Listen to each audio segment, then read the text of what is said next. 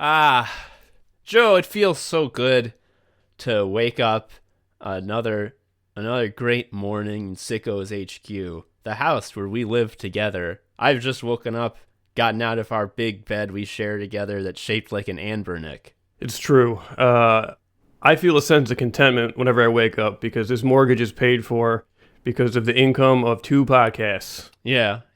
And to be clear, our Anbernick bed is not shaped like a Game Boy. It's not a Game Boy. It's not. It's clearly wood paneled. They never did a wood paneled Game Boy. They did like the purple ones and the clear ones, but they didn't do a wood one. We know this. Joe, before we start our day thinking up great ideas for our funny podcast, you know what I think we should do is we should check our mail. For sure. I'm sure it's going to be just a torrent of accolades from another hit episode, this time which was only sketches, everyone's favorite thing to listen to. Yeah. Let me just go check the mailbox. I bet it's going to be like wildly different. Like the slate of stuff we get is going to be so different from what we see every morning. Bad news, it looks the same. We got death threat, I need your blood, I need your bones. This one's a little different. Oh yeah, usually the death threats are covered in blood. The bills are covered in also blood. Actually more blood than the death threats. But yeah, this one's got no blood on it whatsoever. That's crazy. Yeah, but let me just open it up right here. Oh, there's nothing in here except for a bunch of powder. Whoever sent this forgot to put the letter in. What a moron. What a stupid thing to do. I wonder what it smells like, though. Actually, hold on. Let me have a sniff. Oh, whoa. Hard to say exactly what it is. It reminds me of something, but I can't put my finger on. Joe, you got to sniff this. Tell me what you think. Give this a whiff. Oh wow. You know what this is? This is burnt wires. Oh my God! It smells exactly like licking a wire. Yes, you got. Let me confirm. I might just be remembering wrong. I gotta get closer to it. I gotta get it really up there. Yeah, you were right. That's wires. Fuck. Whew.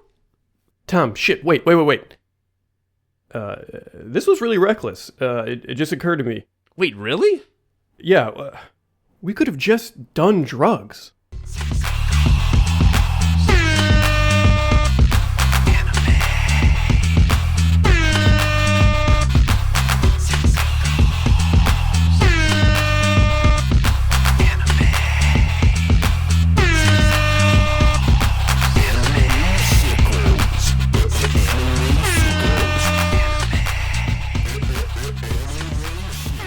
Hello, everybody. Welcome to Anime Sickos. It's the podcast for geniuses and the only podcast where we look at the 4 pillars of modern misery: anime, gaming, posting, and jobs. I am Tom, an anime sicko.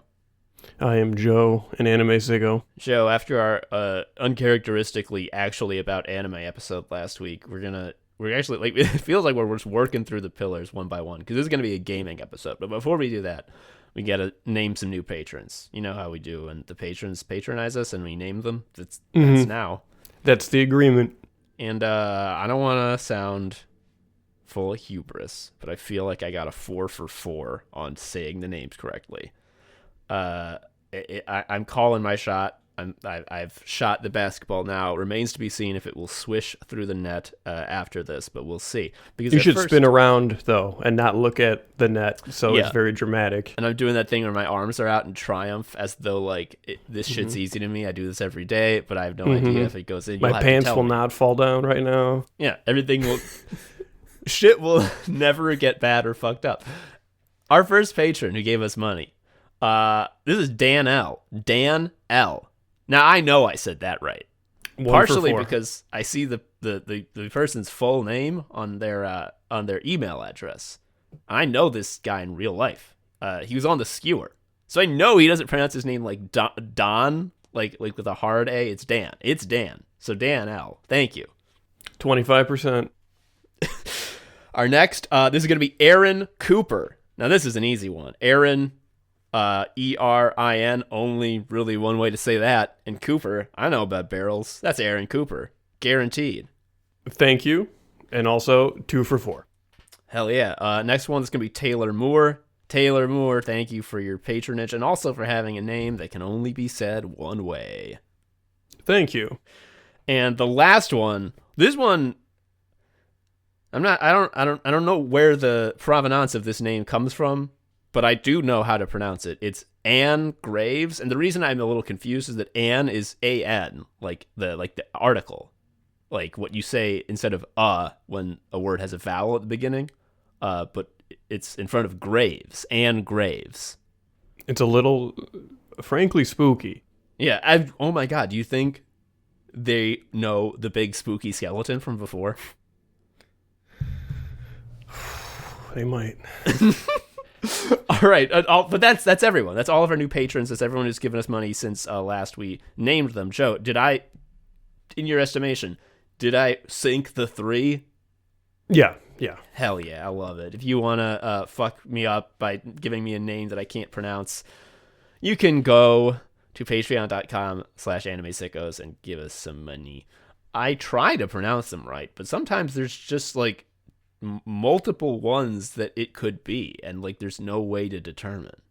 And I just have to guess. I feel like a fool doing this. I'm reminded, for some reason, of having a difficult email address for no reason because of this. One of my first emails, because I was like a stupid kid, my email was Joe _ my last name, but it was the word underscore.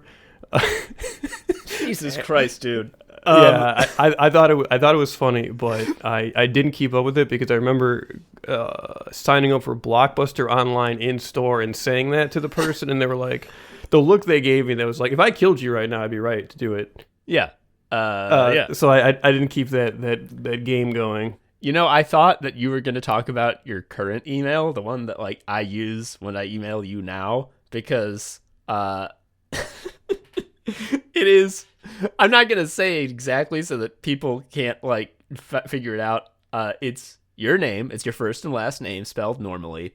And then there is an inexplicable extra letter at the end of it. Yeah, well, it's because the one without the stupid letter was taken, so I had to improvise. It's what numbers are for, done, my dude. No, I should have done lowercase x, capital X, lowercase x, and had that on both sides of the name. Okay, now, yeah, that I agree with. Anyway, but enough about that. We got to talk about gaming. This is a gaming episode, and I believe, Joe, you wanted to start this gaming episode off by doing an Amber Nickos segment in which we talk about the games we've been playing on our Amber Nick. Is that correct?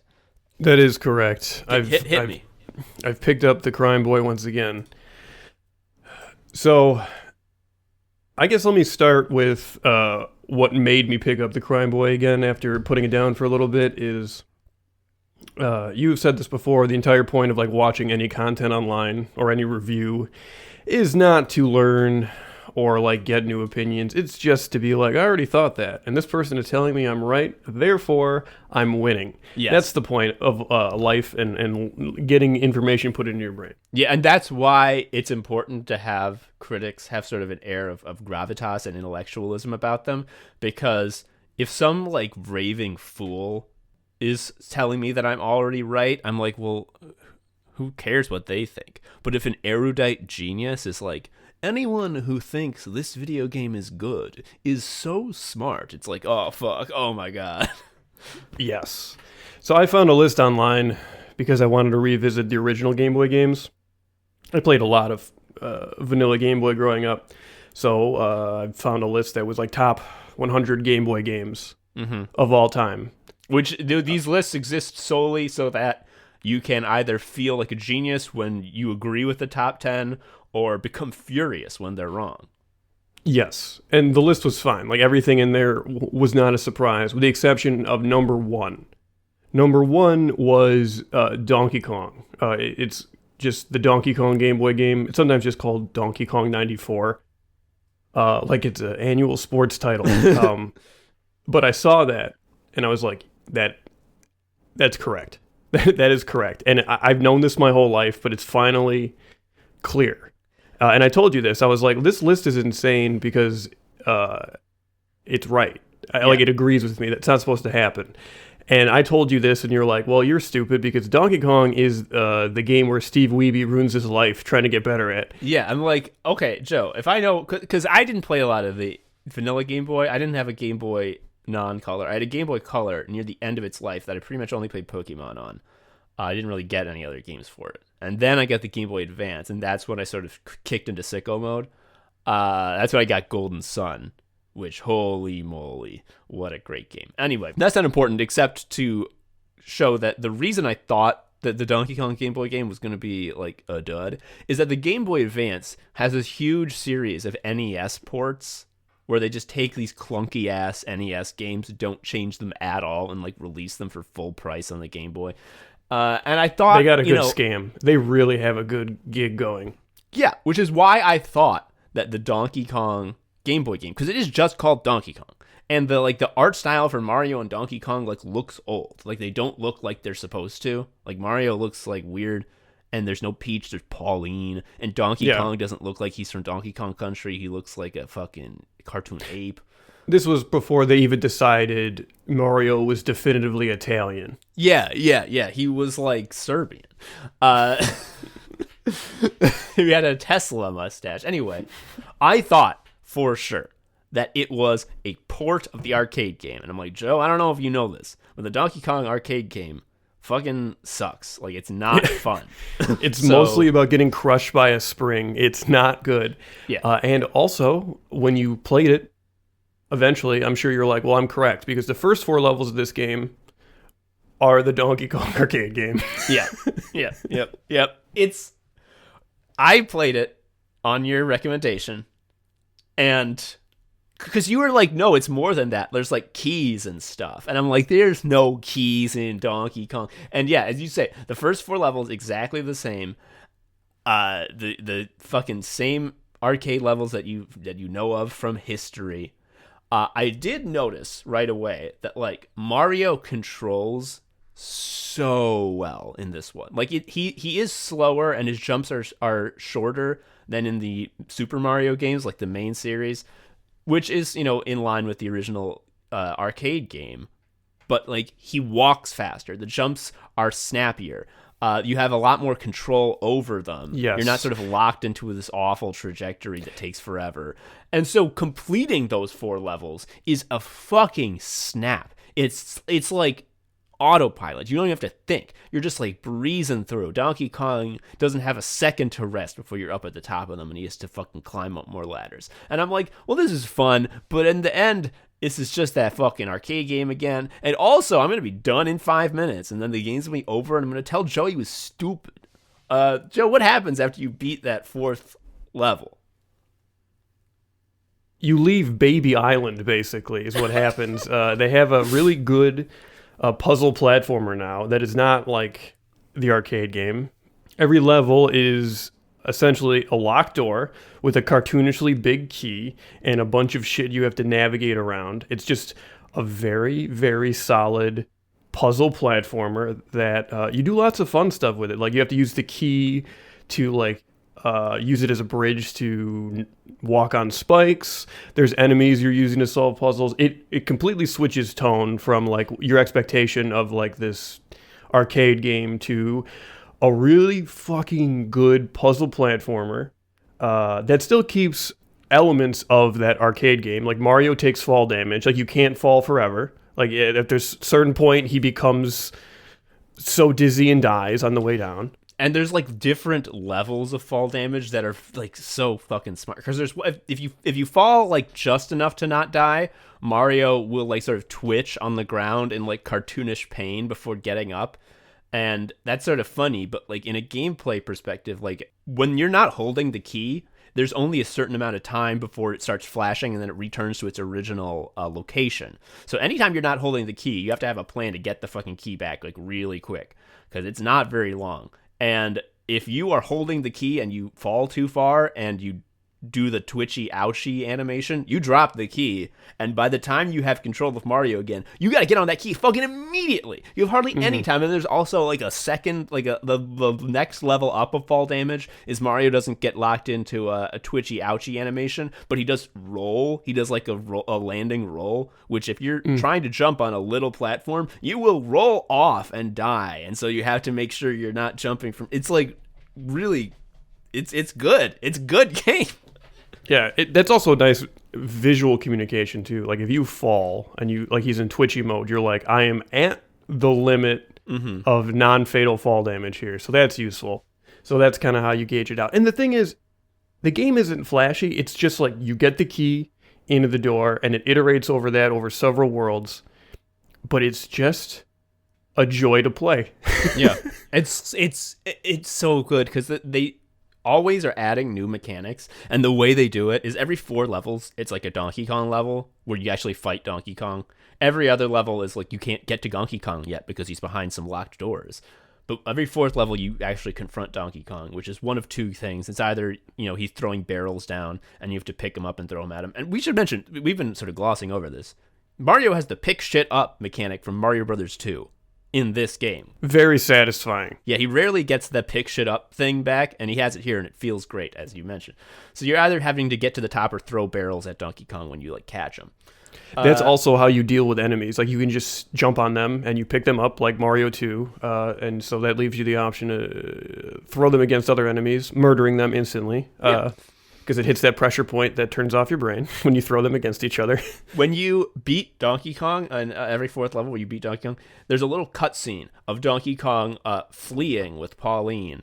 And in the cutscene, you see Mario doing something new to get there. And you're like, whoa, okay, because there's one where like Donkey Kong jumps really high up. You can't jump that high up, but there's like a power line, and Mario jumps and grabs it and starts spinning really fast around the power line, and then jumps and shoots, woo, way up, and you're like, holy shit, I've been able to do that? And then the next level is the power line, and you're like, holy fuck. And then the next level, there's a power line that is diagonal, and it's like, I'm going to be able to spin diagonal on that and go jump at a 45-degree angle, launch myself.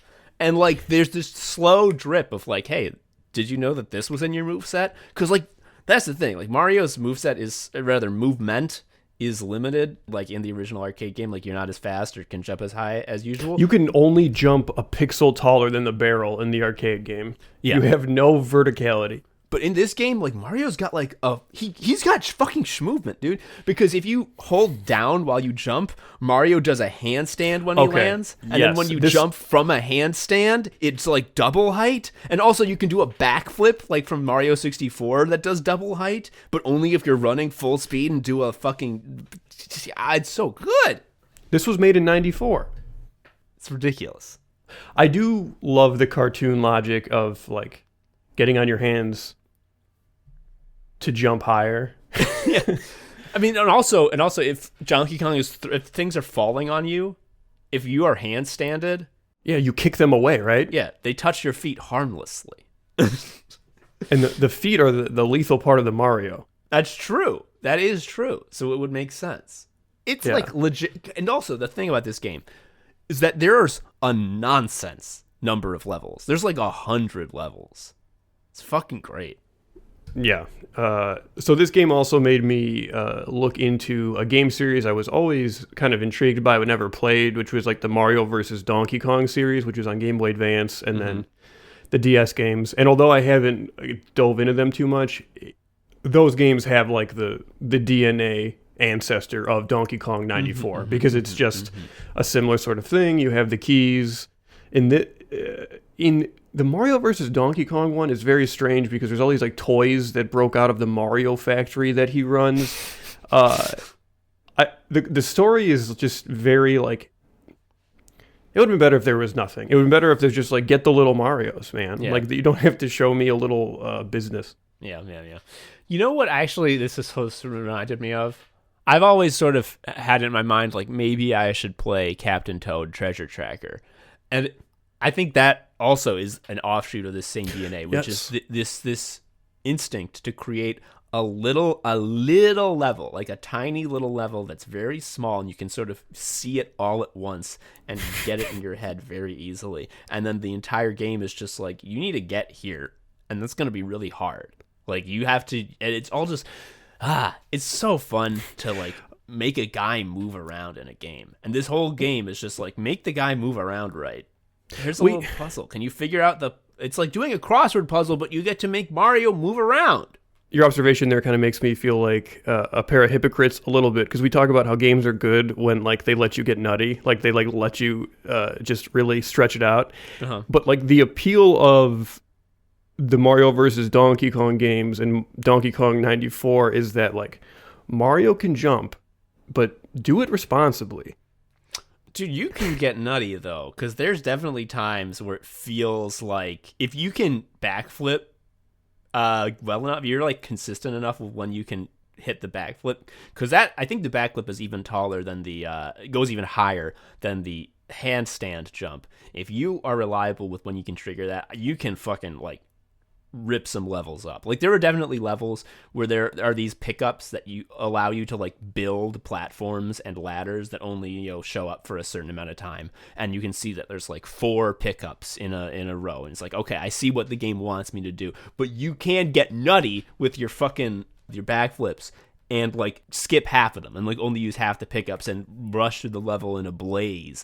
And when that happens, it feels great, because it's like, even with this limited movement, I'm able to get nutty, and that I think makes me feel even better. I guess that is true. If you watch someone do a level on YouTube as fast as you possibly can, you can see the artistry, because it's like all these little weirdly timed jumps, which all have very specific heights and all that sort of thing. The thing that really sticks with me about it and Mario versus Donkey Kong is like, there's like a precision I'm having trouble articulating that isn't there in the other Mario games that is very satisfying. Yes, yeah. When Mario is running faster and jumping higher and has more control, as in the normal Mario games, there's just a lot more sort of fluidity and leeway to your movement. Where in this, you have to be much more deliberate, because like those little micro adjustments you can make really easily in a mainline Mario game, because Mario is just moving so fucking fast, you can't do. You have to get it right. Yes. Yeah. The momentum is also different. Like, you can't do breakneck speed. Yeah. Like if you're in the air, if you do a Mario jump in the air to jump on a bad guy, and you decide, actually I don't want to jump on this bad guy, maybe he's got a spike, you can pretty easily use your momentum in the air and change where you're going to land so you don't jump on the bad guy. In this, you could not. You gotta know when you make the jump what you want your jump to accomplish, and if it's not gonna, oopsie. And that's another thing. You can die really easily, but the game is nonsense fucking generous with the lives.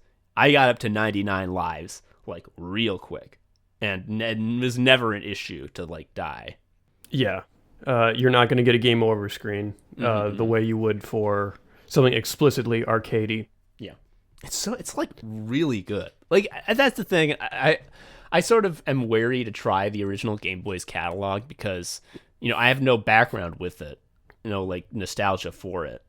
And so when I think of like playing an original Game Boy game, I'm thinking like that's just going to be like even a watered down version of a NES title. Like even a NES title would have a little more meat to it than a fucking Game Boy game. Those are like janky ass shovelware games that people only liked them because it was the only portable game you could get. Well, the Donkey Kong, not so. That game whips ass to this day.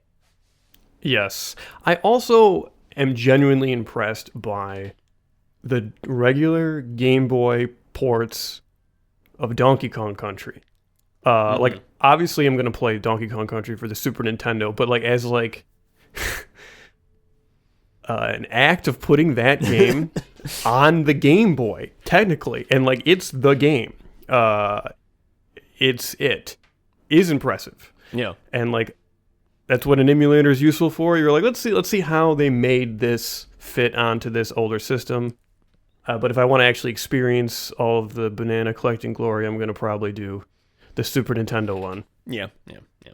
The other thing, actually you should cut this part out because it says you're right. But I'm coming around to your opinion on Circle of Moon, which is that it's the worst Castlevania. Yeah, I'll cut it out. You can trust me. I wouldn't lie. Wonderful. So it kind of sucks is the issue. I like it because you get a whip.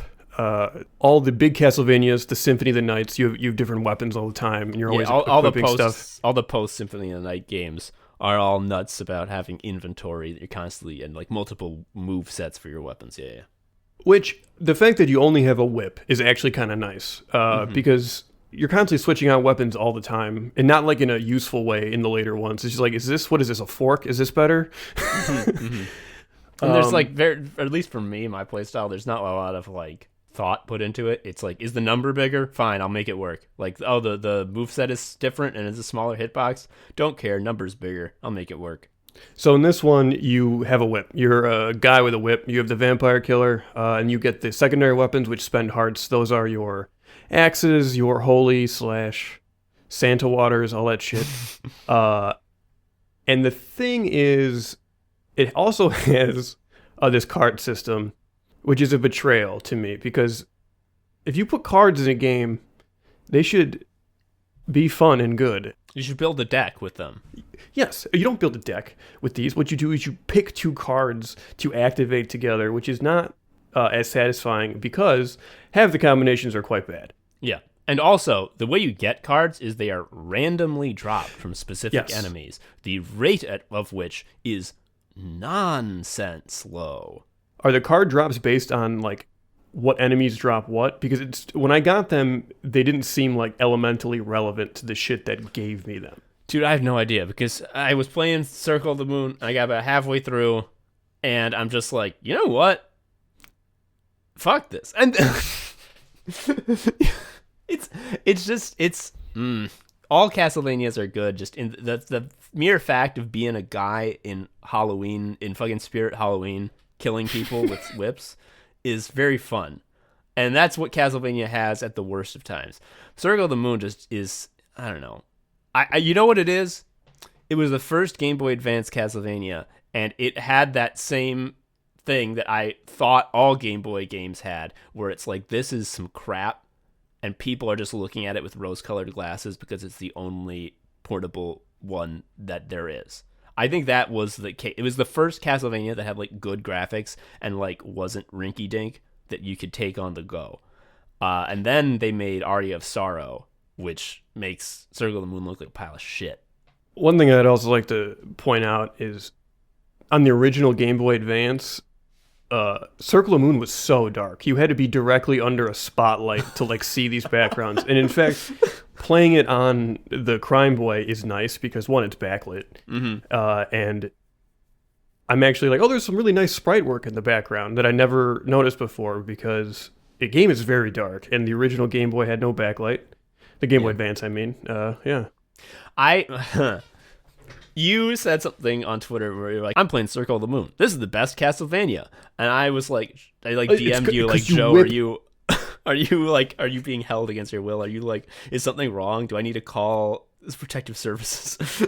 No, it's because I told you there's a room in Circle of the Moon where there's like 4 floating sarcophagi, and all they do is spit out mummies in triples. Triples is best. And they just walk towards you, and you just whip them. And because this is why the whole game was made. It's like, here are the mummies coming at you. How many are there? Well, the quantity is exactly the length of their whip. What do you want to do right now? and when you whip them, it feels so good. Like, my dopamine lights up. It's very good. And as soon as you wipe them all out, also they catch fire when they die. Wonderful. Joe. And as soon as you get through them, more mummies drop. Yeah, there's more mummies. Joe, what you're saying is indistinguishable from if someone were to say to me, the best Mario game is Super Mario Land for the Game Boy. And I was like, no, it's not. What do you mean? Explain yourself. And they said, well, in Super Mario Land, there's these enemies called Goombas, and man, you can jump on them and they die. It's like, wow. It's like, buddy, that is not exclusive. This mummy shit is not exclusive to Circle of the Moon. They got that shit in all them games. But do they come out of like the conveyor belt that way? I mean, probably. they know how to give you a little treat. Every once in a while, they give you enemies that are just like, "Can you kill me as easy as possible?" And it's like, "Yes, sir." And then like later, there's an enemy that's like, "Ooh, I move in a tricky way." It's like, this is a challenge. I hope there's some mummies later. And then there are. It's like, fuck, you're just a shambling idiot. Whip, whip, whip. There is no greater Castlevania joy than looking for an enemy that you need to farm, finding them, realizing they are just at the screen start, so you can easily go back and forth, resetting them instantly. Yeah, that's good shit. That's what gaming is. Yeah. And then I also wanted to sort of stretch my JRPG muscles. I've felt that has atrophied lately. Haven't done too much of that, so I started a save for Breath of Fire 1, but the Game Boy Advance remake of the Super Nintendo game. I didn't care enough to see what the distinction was, because I had Breath of Fire 1 for the Super Nintendo. All this stuff looks very familiar. Some just truly deranged item descriptions. Hell yes. This is like the extra treat from playing JRPGs that they don't give you anymore. Nowadays, JRPGs, they're like, actually give the translators like time and resources to do it correctly.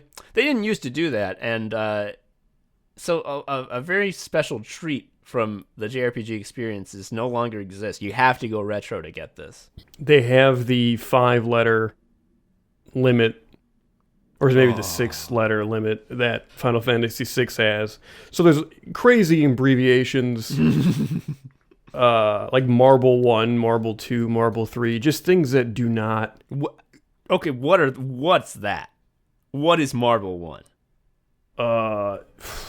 According to the fandom wiki, Marble 1 produces 1 fatal attack in battle. Marble 2 also produces 1 fatal attack. That can't be right, because Marble 3, which is what I was buying, also allows you to travel without enemy encounters. You see the issue here? Like, what the fuck is happening? Joe, that reminds me. I'm gonna put to you some Phantasy Star 2 spell names. I spoke about this in the bonus Patreon episode, but the way that they did the spell names in Phantasy Star is they thought that, the Japanese original developers were like, what's really cool? The German language. What we'll do is we'll make the spell names in German. Please keep in mind, only 5 characters maximum for this spell name. And so our translator in the U.S. gets his newest assignment, the Sega RPG Phantasy Star 2. Okie dokie. Let me translate the spell names. What the fuck is this? This is a Japanese version of a German word that I don't know what either of them mean. I'll do my best. So Joe, can you take a guess what the spell Conte does? Conte. Conte. Attack up. No. Conte halves the special attack accuracy on one enemy target, only if that enemy target is a robot. Okay, cool. There's your second guess. How about what do you think about Rimit? Like limit, but with an R. Rimit. Ice attack. No, that's a chance to paralyze one enemy target only if the enemy target is a bio monster. And here's the last one I'm going to have you guess. What about Shinb? Shinb. Shinb. Revive. No, Shinb does nothing. It's bugged. What is its intent? Is it known? Shinb causes bio monster type enemies to flee from the encounter. However, it never works. Those are some pretty bad tooltips and item descriptions. I do appreciate at the beginning of the game just the workman-like start to the game. It's like, wake up. The house is on fire because the dark dragons, highlighted for effect, are attacking. You gotta go. That would get me up. You gotta go. And then like starts. And like you can talk to some people, but they mostly talk about how like the dark dragons are attacking. Uh-huh. And then your little adventure starts. And I appreciated that. I'm mentally contrasting that with the new standard in Japanese game development, which is a 9-hour tutorial. Yeah. Like, we talked about this with Yakuza 7, where you're like, oh man, the job system in this game is so deep and exciting. I'm like, can't wait to try it out. And then I like texted you like, Joe, I've been playing this game for 10 hours. When does the job system start? Yeah. The other thing is in combat descriptions of like what's happening is also not clear in the first fight. The first fight is you go into a castle that's overrun with monsters, and like the boss is a big toad that's sitting on a throne. He's like, "This is my castle. I'm the toad," and you have to fight him. And in Breath of Fire, like I think you see their life bar, and eventually you just keep hitting them. You just keep hitting them, and then it's like it seems like you're about to kill this boss, and then it glows like a lava lamp. It heals a bunch, and the accompanying text is "Frog seems all right." And I bust a gut. Oh, when it happened, the obtuseness, just like, we don't need to be clear about what's happening. Frog seems all right. He seems all right. He's not dead. Joe, when you're talking about JRPGs with dubious translations, this one is better, but you can really tell that it was one guy working really hard on an immense script that has a lot of proper nouns and has one of those story structures where like a lot of stuff happens at the beginning that you're supposed to not understand, that's only supposed to make sense later, and when all that shit you don't understand uses proper nouns, you can get fucked up. I'm talking about Xenogears. I finally finished it. I talked about it briefly when I first started it on a previous Amber Nickos. I finished Xenogears, and I got two things to say. Can I ask a question about it you before sure you begin? I've not touched these games at all. They're like a big gap in my JRPG knowledge. Mm-hmm. Is a Xenogear better than a Metal Gear? Oh yeah, for sure.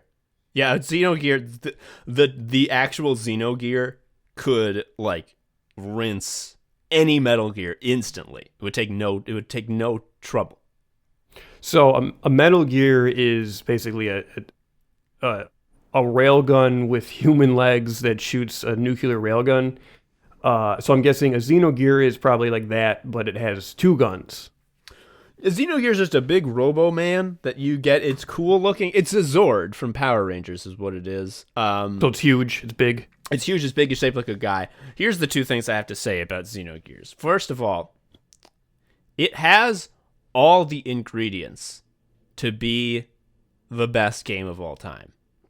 It's just a shame they forgot to make a fun game. It's like you see a recipe for like the greatest cake of all time. You're looking at the ingredients list and you're like, damn, like this, holy shit, this would taste good together. Man, I'm thinking about the flavors right now. I can't wait to eat it. And you just get served batter. And then it's like, here it is. It's like, did you forget something? And it's like, nah, I think I did it all.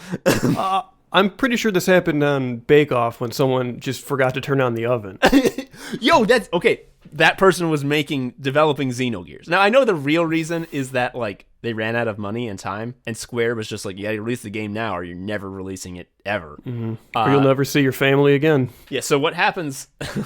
the sort of thing that is a meme is on disc 2, because it's a 2-disc RPG. On disc 2, they ran out of time and money. So a lot of plot needs to still happen in disc 2, but they don't have any time to develop like levels. So what happens is you have a lot of scenes where, and I'm not joking here, Joe, the characters are sitting on a big chair with a spotlight on them. Behind them is a PowerPoint presentation screen that is showing scenes of plot events that are occurring now, while the character who is sitting on the chair is explaining to you what kind of thing is going on. And it is straight up like skipping dungeons, to the point where it's like there's one point early on where like, in order to make the populace free, we have to undo the limiters that the evil guys have placed in them from birth. The only way we can do that is by distributing a nanomachine like vaccine through the air so everyone breathes it in. There's only one facility that can shoot the vaccine into the air high enough to do this, and it is a big dungeon that is protected by evil guys. Anyway, we all went through it and got to the end. And then there is a fucking cutscene of you shooting the vaccine in the air, and it's just like, wait, what? And then it's like, and then after we did that, the person in the fucking chair is like, but our success was short-lived. For the evil team brought out their super weapon, the worst weapon ever. And I'm like, oh, that sucks. I hate that. And it's like the worst weapon ever destroyed a lot of cities and killed many people. Then we went to confront it. And I'm like, wait, what? And then you're in a boss fight with the super weapon. And I'm not joking. Like, you only know that the super weapon exists for about 40 seconds before you're in the boss fight. And it's just like, holy moly. It sounds like mechanically they just put a second prologue in the game. Except that's like most of disc. Like, it happens so much. It's you know what it is? Disc 2 is mostly a visual novel. And it's actually not that bad if you go in knowing that and ready to accept that. It's just that the few times when they do actually give you control of the characters and let you do the JRPG shit again, it really reminds you that, like, actually, even when Xenogears was finished, the actual game part kind of sucked because it's not... So I got to tell you about how this combat system works. Now, I mentioned it briefly before, but now I know the whole scope of it. So you have two kinds of fightings. You're fighting on foot and you're fighting in the gears, where you're actually in your robots. They have completely different combat systems and completely different equipment for each. One guy to a robot? Exactly, yeah. And the robots kind of like look like what the character's theme is. So it looks like they're like, this is my robot, and you can tell who's in it because, like, oh, I know. That guy usually wears green and is like a samurai guy, and this robot's green and has a sword. Okay, cool.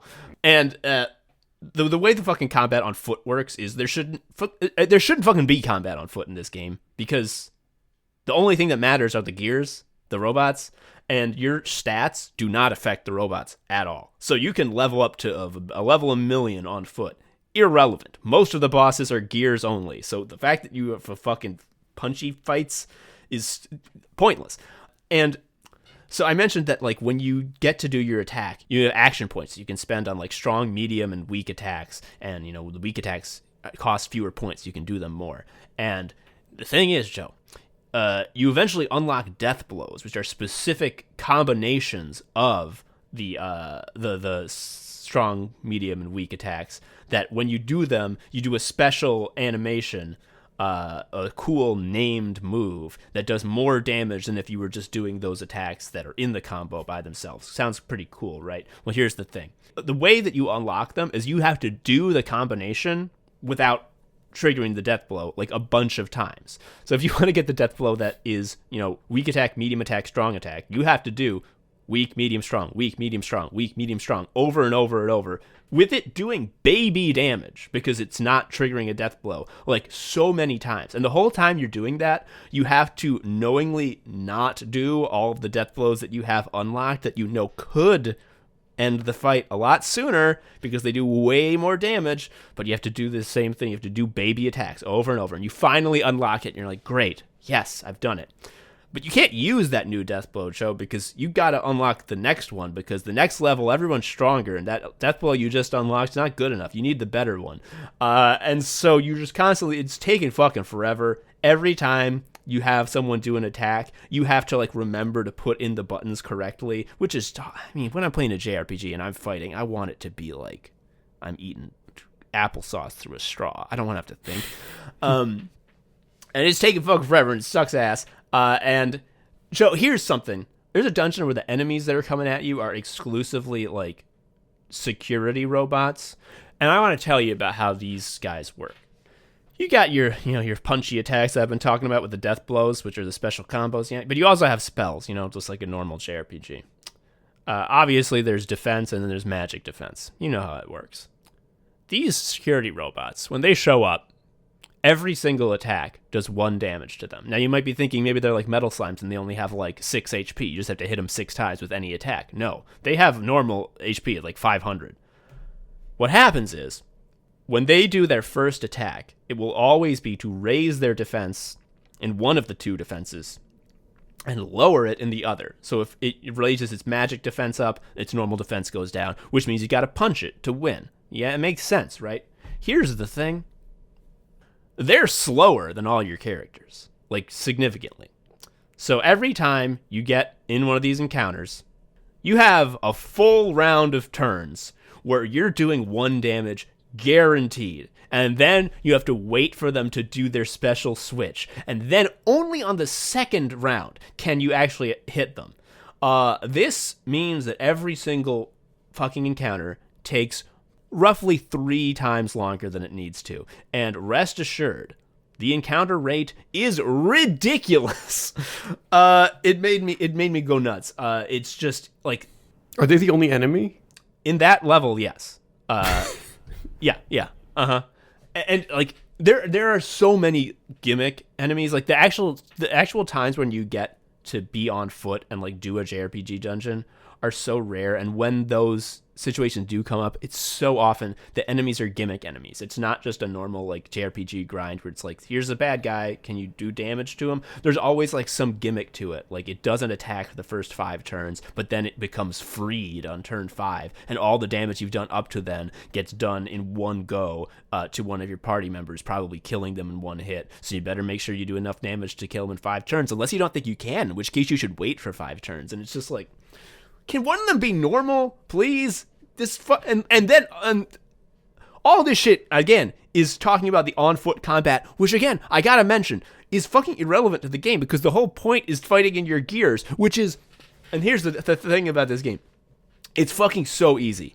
It's like baby easy. There are so many times when I went past a point of no return without having purchased an extremely critical item, which every single strategy guide for like the bosses is like, obviously have this equipped. And I'm like, oh, I don't know what that is. I didn't get that. So I missed like so many of those. I played like a dumbass. There were so many critical things I just missed, and I like never grinded or did any special training. I never got close to losing ever. It's the baby easy game. When you're in the robots, you have like robo death blows, the only way that those work is like you gotta do an attack and not trigger a death blow, and it makes your meter go up. So if you want to do a level 2 death blow, you have to attack 2 times without triggering one, and then you have 2 meter, and then you can do a level 2 one. You have to make the robot edge. Exactly, you have to make the robot edge. What I did exclusively for the entire game was they attacked once, and then they did a level 1 death blow. Then they attack once, and then they do a level 1 death blow. So they're just constantly doing a death blow as fast as possible. You also have a booster, which when you turn it on, it makes you use up more fuel, but it does make you attack more frequently. I turned that on every single fight. That worked forever. I never had to change my strategy, and I won the game easily. It is bonkers easy, which is not a bad thing, except for how much nonsense grinding on gimmick enemies you have to do. It's so annoyingly time wasting, and it like never is fun. Like it has some flashes of fun, but they're very rare. So is there any like power creep or improvement for the mechs themselves? You're talking about how all these skills you develop on foot don't matter, but are you upgrading the mechs too, or are you just out of the gate like that's it, like you have what it is? There is, but it's a lot easier. Like you can obviously get equipment for the gears that makes them stronger. You can unlock new death blows for the gears. The way you do that is you have to learn them on foot. So like you have to know death blows that start with the medium attack on foot to do the level 2 ones in your gear. So there's some like growth. Also there are, in disc 2 you uncover the anima relics, which getting into what those are would take forever. But they're like special relics that fuse with the gear and turns the gear into an omni gear, which just makes the gear's stats go up and it makes it look cooler. It's like a post-time skip design reveal. You get to see the gear look dope.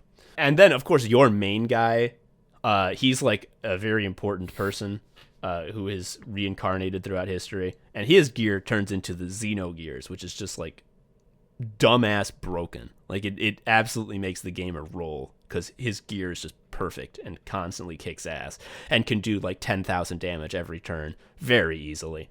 He sounds pretty cool. What you're saying is that there's such a cool guy in this game. He does crits all the time. He's got a cool robot. Yeah. And I talk a lot of shit about this game because it's not fun, and the game part is very bad. That said, like, it's one of the best games ever. It's incredibly good. And Joe, here's why. It's all the story and presentation and music. Even though, disc 2 is just like a PowerPoint presentation, people sitting in chairs telling you things that have happened, like it's the direction and like visual style of it is still like really good. And the story is incredible. Let me tell you the story as succinctly as I can. A long time ago, in a galaxy far, far away, someone really fucked up at work. Someone who's in charge of developing weapons for the Human Federation. They were designing a battery for the new gun they were building. And they accidentally trapped God in it. And then all the rest of the game is just the consequences of that. The rest of the game is just the emails that guy got for fucking up and putting God in the battery. I'm looking at an animated GIF of the on-foot combat, and it is beautiful. Oh, yeah, I didn't mention that, is that Xenogears has the best graphics in any game, and no graphics could ever be better. Because it has all the characters are exquisitely animated and drawn sprites, and all the backgrounds are like PS1 3D graphics, which like both of those are amazing on their own. Put them together, like no game could look better. It's gorgeous. It's a really cool aesthetic. The sprite on low poly, like PS1 level background is such a nice combo. Yeah. At the time, I thought it was like, I mean, the N64 just has it mostly all 3D. Again, a classic case of being a foolish child. Mm-hmm. Yeah, but I'm watching this fight like this. I don't know these characters. Whatever. There's a guy who's punching, and like every single one of these punches, he does a split at the end, and it's just really cool. Like they're beautifully animated. Oh, that's a fun thing. Is that like it is a JRPG, so you expect like every town is gonna have a weapon shop, and I'm gonna buy a new weapon. I think like half the cast is hand-to-hand combat only. The main character, Faye, like, he has a weapon slot in his inventory, like everyone else does, but there is not a single weapon in the game that he can actually equip. Actually, most of the characters can't. They just have everybody's Pooh from Earthbound. Exactly. It's a whole world of Pooh. But yeah, the story really is, it's very wild. It's a huge swing. It's stupid ambition is what it is. This entire game is an example of stupid ambition, which is that concept you came up with, which is like when you have a project that nobody asked for and you put levels of care and work and ambition into it, like beyond what could possibly ever pan out. And like, that's the point. The point is like, can you fucking believe how much I put into this thing, knowing that it wouldn't pay off? That's funny. That's this Can game. you believe my commitment to putting every wheel of cheese in Morrowind in this house? Yeah. Because like, it really is the whole fucking game, which like, the plot takes place over like 10,000 years. You have characters that are constantly reincarnating and remembering their past lives and how these lives echo into the present. And all of it is... the entire actual fucking like events that are occurring is a gun that humans made long ago on another planet got broken, and because God lives in its battery, it's able to institute a big rebuilding process, which involves creating human civilization so that much later it can turn all the humans into fucking goop, so that it can use that goop as raw material for the rebuilding process. It really is just, there's a gun that broke and it's trying to fix itself. And everyone else is like, how can we make the gun not fuck us up? Like, is everyone aware of the evilness of the gun? Like, we hate this thing? I mean, the gun has part of its rebuilding process is that it has put in humans' minds that it is God and has built a religion around it. Yeah. And like religion which worships God, all of the things that it is doing, like we must raise Mahanan, the heaven world where we used to live in oneness with God, where we can finally transcend and become one with the gospel. Like Mahanan, the holy land of God, is the spaceship that the gun was on that crashed on the planet. and like raising it means please fix the spaceship so I can move. So the gun made mankind, so mankind would smooch the gun. Yeah, pretty much. Okay. And the only reason that there's anyone who can fight them is that long ago the original incarnation of our main character saw the battery that powers the gun, and God who is inside is like, hey buddy, can you hear me? I'm God. I hate being in this fucking thing. Can you like do something about this? I hate it. And because he was touched by the power of God, like his memories became timeless and he constantly reincarnates. There's so much to it. The story is so big and so rich, and despite the fact that the translation is clearly done by a guy who didn't have enough time, like it clicks together and is super very affecting, and I really like it. It's just the fact that the game part blows utter ass and isn't fun. I will say though, when you talk about stupid ambition, I don't think there's a better example than the opening cinematic of the game, which is this lavishly it's like a fully produced anime scene, and it's like 10 minutes long, and it's about this enormous ship floating through space, just this massive spaceship, kilometers long, and you see the bridge, and something's happening. There's a problem. Containment breach. What's being contained? I don't know. They don't tell you. The captain's like, try overriding manually. The person clicks some buttons. So somewhere else, big fucking wires break apart with a special quick release brake, and it seems like things are fine. But then electricity zaps through the gap to the other part of the wire. It's making it work anyway. On the back of the bridge, negative, captain, didn't work. Try this. They try some other thing. The captain picks up his corded phone and says, engine room, give me the sit rep. The engine room, the phone is hanging, unheld by anyone. They've all been killed. Oh no.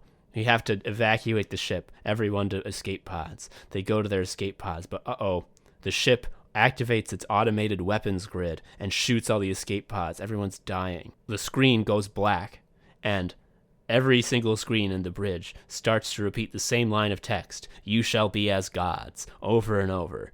The captain says, activate the self-destruct. He looks at the picture of his wife and daughter with great gravity and decides to go through with it. The ship is destroyed and crash lands on a planet. A nude anime lady with purple hair stands up out of the wreckage and looks up over the planet. You're like, okay. Wow, what an intro. Pretty weird. Time to start the game. You start the game, you are in an agrarian village where everyone uses windmills. And it's like, yeah, you're in the world, everyone uses windmills. Every once in a while, the church, you know how there's a church? Yeah, the church has found some robot guys, and it gives them out to whoever they think should get one. And it's just like, oh, what about that spaceship? It's like, oh, space travel's not real. We don't have that. And you're like, huh, okay. And then something about 45 hours later, they finally start to explain what was going on in that spaceship scene, and you're like, oh, I get it now. It's just like, what a swing. What utter confidence to be like, no, I don't actually think we should explain it. I think it would be better if it was just nonsense. And guess what? It was. The other thing I've been playing, which is not on my Amber Nick Crime Boy, although it should be, frankly, is Vampire Survivors. A hilariously named game, because I've played a lot of it and I have never seen a vampire. This is cut from the same cloth as Monster Train. You have a kick-ass game that has the worst fucking name of all time. This game... So in Vampire Survivors, here's what you do. You're a Castlevania guy who has been dropped into a twin-stick shooter a la Smash TV. However, the second stick that determines where you're shooting, someone else is playing with that one. You can't control that one. And you know what? They'll do a better job than you would. So don't worry about it. Yeah. So literally all you do is decide where your guy walks. And it's great. You're being, I think you're being unkind, because the thing you actually do, the real game, isn't walking around. It's you pick upgrades. And how do you get That's upgrades? the real experience points, which are gems. There it is, folks. Yeah, it's real good. Of course, they just absorb into your body when you touch them. Eventually, later on in the game, you can get like a huge carpet full of gems when you've killed a ton of enemies in one spot. And when you go through it, you hear the gem get sound played like 100 times in half a second. And it's the most pleasant thing that any human can ever experience. Correct. It's really good. So what does this mean when we say someone else is playing the other stick on the stick shooter? I mean, like, imagine Castlevania, and as you walk around as Simon Belmont, you are whipping and throwing axes, and you can't stop. Like, you can still walk just normally, like, it doesn't affect your momentum or your ability to jump, but, like, whips are coming out of you, axes are coming out of you, holy water is coming out of you, and the upgrades you get either improve the things coming out of you, or are just new things to come out of you. You can get the cross. There's a Bible that flies around as a sort of shield, which I think is also a Castlevania item. Yeah, I mean the fact that this is just a Castlevania knockoff is so hilariously lovely. Like, it's so clear. Like, there's holy water as an item, and the sprite is identical to the holy water from Castlevania, but they call it Santa water. Yeah. That you can upgrade. There are like evolved versions of all the weapons where if you have the weapon fully upgraded and you also have a special passive item that like goes with that item, the next time you get a treasure chest, which you get when you kill a big baddie, next time you get a treasure chest, it will evolve your weapon into a super version. The evolved version of the whip is called Bloody Tear, after the Castlevania classic music track Bloody Tears. It's Castlevania, folks. Yeah. Also, this reinforces my previous point, which is that Circle of the Moon sucks, because every time you need a whip or throw an axe, you got to press a button. Yeah. And Joe, there are so many more mummies in this game. There are. There's so many. There's a lot of mummies, and they line up so you can just one-shot them. You can play this game on anything, because the only thing you do is move. I saw someone say that this game has huge, like, 2008 Flash browser game vibes, and it does, and that's like such a compliment. It does, but it has sort of the gaming design cultural DNA from like 2022, which is why it's fun. Because okay, so what you actually you're a little guy, you're a Castlevania guy moving around. So what? Stuff's coming out of you. So what? Well, what's happening is you're on this endless field of nothingness. I mean, there's like backgrounds. It could be a hallway if you want, but it's the same. And literally tens of thousands of Castlevania bad guys are just constantly closing in on you. And, you know, there are certainly waves of intensity. There are times when there aren't that many bad guys on the field, and it's easy to avoid them. But there are other times when it's, like, literally completely full, and you just have to hope that your shit coming out of you kills them, and if it doesn't, you have to hope that your movement is precise enough to avoid the bad guys. And, you just try to vampire survive is what you do, dude. Yeah, the movement is fun, because there is skill to it. The movement reminds me of like quarterback rushing in blitz, when you're like you've gone back too far and you're trying to like do fancy footwork to like turn the play around. When the game gets very enemy heavy, that's what it feels like, especially if you aren't overpowered yet, where you actually have to sustain DPS in a direction to sort of clear up the screen. We need to talk about how when you open a chest, it's gambling. It's the best feeling in the world. Oh my god. Yes. Okay, so when you open a chest, it makes a cool sound and fucking beams of light shoot up out of the fucking chest, and a cool music track starts playing that makes you feel like you just won at pachinko. And I mean, there's gambling at the beginning, because most chests only have one beam of light shoot out, but some of them have 3, and some of them have 5. And the more beams shoot out, the longer the cool song is that plays, that makes you think you won at pachinko. And the amount of beams of light that shoot out are the amounts of free upgrades you get, which you're like rubbing your hands together being like, I hope it upgrades the one I like. Oh, it's so good. you can't skip the animation. If you get a 5-star chest, you gotta watch. Why would you want to skip it? That's like part of the reward. Correct. This reminds me of when I for several jobs ago, I had to go to Vegas for a car show to do like product stuff. It doesn't matter. But in the morning, it's depressing because there's like a bunch of older people who are like clearly anchored to slot machines that have been there all night and will continue to be all night. And at the time, I was like, yikes. Can you imagine being so enthralled by just something that goes ding, ding, ding in front of you? But the honest answer is if there was a vampire machine there at the time, I would have been there all night. Yeah. It's fucking dope. You could put it on a smart fridge. You could play it on a smart fridge. It wouldn't be any less fun. Yeah. And it is just pure slop. Like, I posted this on Twitter, but I'm going to say it again if you didn't see it, because it's just so true. I was playing Vampire Survivors for the first time. My wife walked by the screen and was like, what's this game? Is this a bullet hell? Because there were a ton of bad guys on screen all moving, and I was weaving through them. Very bullet hell-like gameplay. And I'm like, well, kind of, but not really, because no one really shoots at you.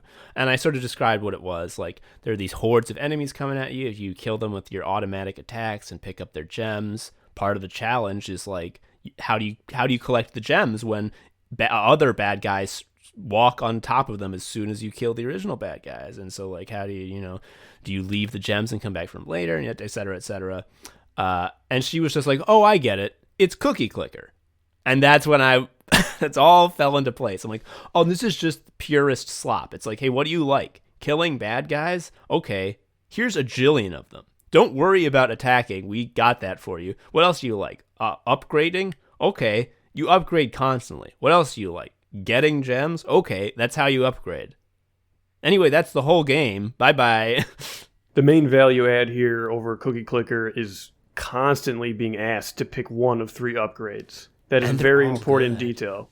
They're all good, too. And here's the real thing that is both a blessing and a curse, is that when you get an upgrade, unless it's like very early on in the game, if there's like the new shit is not something you want, if you're like, oh, I don't want that, I want a different item, you almost always, in your 3 options, instead of getting a new item, you can just upgrade something you already have, because every weapon has 8 upgrades that it can get. So, like, that's a lot of stalling. Like, if you need a specific passive item to, like, supercharge your build and you're just not getting it, you have, like, again, like, 30 upgrades to fucking stall until you get it.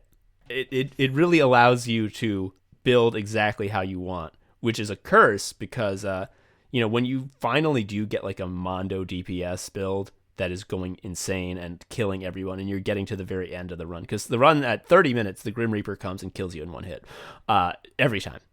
So when you're getting to like the end of the run and you're getting absolutely screen-filling hordes of enemies and like the strongest enemies, so the enemies that were bosses originally, and now you're just killing them easily by the thousands. The first time you do that, it feels incredible. The second time you do it, it feels pretty good. The third time you do it, you're like, oh, this is it? Okay. And then you stop playing, which is where I'm at. But it's also a very early beta, and just imagine what it's going to feel like revisiting this sucker in about a year. Because, yeah, it's the base, what we have now, which is a, frankly, extremely poorly balanced game that is really easy once you figure out what you're supposed to do. The base is drugs. It's like, this is the base. We have drugs. Yes. And we're going to just figure out ways to make it druggier and have better packaging. Yeah. Like, they don't even have to improve it that much for it to, like, because it's already so close to being there. To being, like, a dangerous game to own, because it will kill you. Like, the first time I got it, the first day, motherfucker, I stayed up way too late playing that game. I was like, I'm going to go to bed at 1 a.m. That's my bedtime today. And then it was like 3:30. I'm like, oh, fuck, I got work. And, like, that's the first try that did that to me. God damn. I understand why, for like visual reasons, you can turn off the damage numbers in the options. It, however, seems like the type of setting that removes fun. Yeah, that's the is your soul irredeemably diseased button Like the game is kind enough to show you numbies, and you're gonna turn that off. Like, I'll kill you. The numbies are different colors, dude. Yeah. It has a very nice summary screen of showing you like all of your various percentage boosts. Oh my You have God. your little roguelike boy report card. At the end, you get the report card of the whole run, and it shows all your weapons and how much damage they did total and their DPS, and like it highlights your best one. And when you get a winning run, you are guaranteed to have at least one weapon that is doing 1 million DPS, which is like, when you see that on the report card, you're like, I am a good boy. I did do that. The reason this game is too easy is I mentioned the evolved weapons. The evolved weapons are ridiculous. If you have one evolved weapon, you win the game. The game was, can you survive long enough until you can evolve a weapon? And the thing is, if you know the combinations, like if you know what passive item allows a weapon to be evolved, you know how I said you can stall almost indefinitely to get the shit you want? Well, that means that it's not really that hard if you know like the combinations to get 3, 4, 5, maybe all 6 of your weapons to be evolved. At which point, like there were runs where at about minute 20, I could just put the controller down and let my guy shoot out shit for the last 10 minutes, and I didn't have to play. And like, once you're able to know that, you can't unknow it. You can't go back to be like, well, maybe this time I won't upgrade my stuff to be super powerful. It's like, no, dude, I want to upgrade my stuff. I'm upgrading my stuff every time. The point is not to barely win. The point is to run up the score. Yeah. And the thing is, when you realize how to run up the score, it's just like, oh, I guess I'm going to do that every time because I can. It'll never make me stop. I always am going to be able to do that. And yeah, still a great game though. $3. It's $3. That's, I think, the killer that we haven't mentioned. Even if you get like a week of enjoyment out of it before it runs dry, $3, dude. $3 is nothing in terms of app stuff. I don't really buy things on like the App Store anymore, like games, because, well, I'm home all the time, so why would I play a game on my phone? But $3, yeah, exactly. But $3 is a good deal. It's a really good deal. James, I just thought, when they do the updates, I already have the game. I don't need to buy it again. That's so cool. Yeah. Okay, this is sort of immaterial. This is getting into the weeds.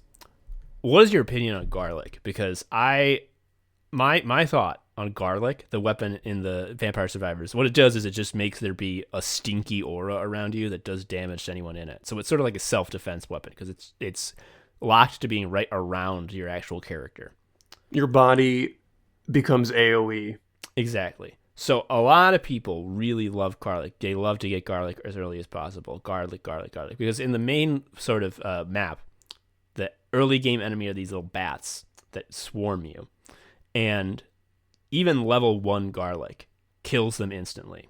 So you can just walk at the enemies. You don't avoid them. You walk at them. You Pac-Man them. Yeah, and that means you can level up pretty quick because you're getting a lot of gems really fast because you're killing them basically as soon as they appear. Also, all early momentum does hinge on those bat clouds. Exactly, yes. Here's my thing. If you are able to learn how to survive and level up and get to sort of like a sustainable state in your build, if you know you have those abilities, which it's not super hard to like play the game enough to get there. Once you're there, garlic is a dud pick. Never pick. I'm at the point where like I will never pick garlic because you only get 6 weapons, and I want all those weapons to be doing 1 million DPS. And garlic at its most evolved will never meet that. It gets so outclassed. By the end of the game, not only is it not going to ever kill an enemy, but by the end of the game, you shouldn't have a build that allows enemies to get close enough for garlic to start. And you're more likely to have a fucking build that does that if you have 6 weapons that are doing work. And if you have garlic, one of them isn't. I never pick garlic. Even as a stepping stone, it's not worth it because you only got 6 weapons? Yeah. I feel like, yeah. I trust that I will be able to get there without it. And if I can't, I'd rather start again with the chance of getting a six nutty weapon build than 5 nutty weapons in Garlic. I want 6 nutty weapons. We also haven't mentioned that there are characters. There's different characters. Oh, dude, yeah. The difference is just each of these guys is a different equation.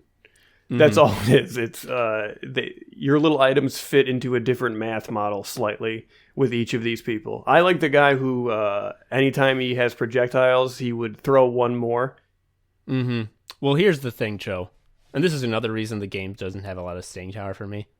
Because you have gold that you unlock in addition to experience, and gold stays with you, and you can buy permanent upgrades with it. What I do is I buy, as soon as I can, the amount upgrade, which makes all projectiles shoot one more for every character. And then what I do is I only ever use the character whose ability is every time she levels up 10 times, gems give her 10% more experience. Which means that, like, she hits max level about, like, 10 minutes earlier than everyone else.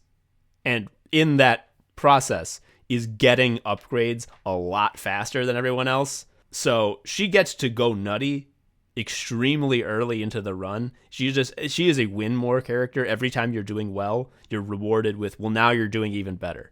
And I know that there are other characters. I've played them. They're fun. They're interesting. But I always She starts with the wand, right? Yeah. The wand's fine. It doesn't... I really like the axe, man. I like seeing that big thing fly up when you get the upgrade, so it goes through more guys. Oh, yeah. And it just cuts through people like butter. I've never fully upgraded the wand or, like, evolved it, so I don't know how satisfying it becomes. It becomes real fucking sad. The evolved version is cooldown becomes 0. It is firing constantly all the time. That is pretty cool. Yeah. So, your least favorite, what is it? Mine's the knife. I don't want to think about which direction I'm facing. Also, because you don't actually face the direction. Your guy faces the sprite direction at you, always. So, kind of like lining up the knife is annoying, because you have to kind of inch a little bit in a direction.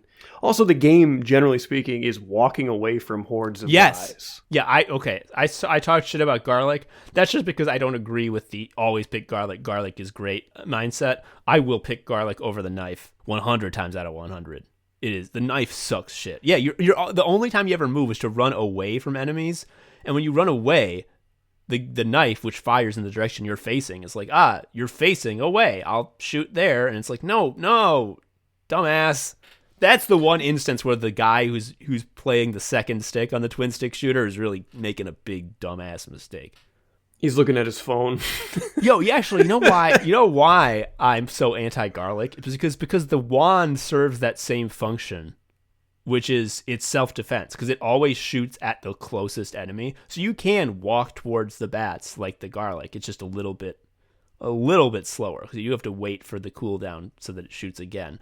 But it's pretty fast, and you get free fucking self-defense out of that. And it stays relevant as you level up, because if you get more area, then the bullets get bigger. You can hit more enemies at once, and then you get more projectiles, so it shoots like 3 and 4 out of the wand at the same time. It's good shit. The ROI on this sucker is great. Like, it's great. $3 gets you sort of a cookie clicker euphoria with more content to come, is my pitch. And I think actually the fact that it runs out of Steam really quick is... I think actually all roguelikes should do that. In fact, it's the best design decision of all time, because Did you stop playing it? Yeah, it's humanitarian. It's like, it's very kind to have done that. It was so nice of them not to refill the little sugar water bottle in the corner of my cage. Once I'm done with it, it's over. Imagine you were in Vegas seeing those elderly people on their slot machines, and one of them pulled the little arm, and the slot machine was just like, damn, you did it. You won all the money. Here it is. And like the machine turned off. That's what this game does. It also makes everyone else at Vegas go home. Yeah. It's like there's no more gambling. It's over. Oh, fuck. Anyway, I think that's all the time we have for Anime Sickos. Hell yeah, gaming kicks ass. I've been Tom, an Anime Sicko. I've been Joe, an Anime Sicko. We'll see you next time. Bye-bye. Bye.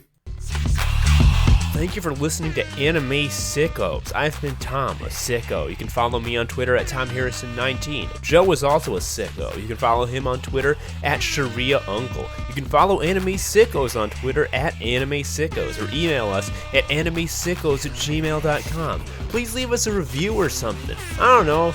Tell a friend. Anyway, until next time, bye.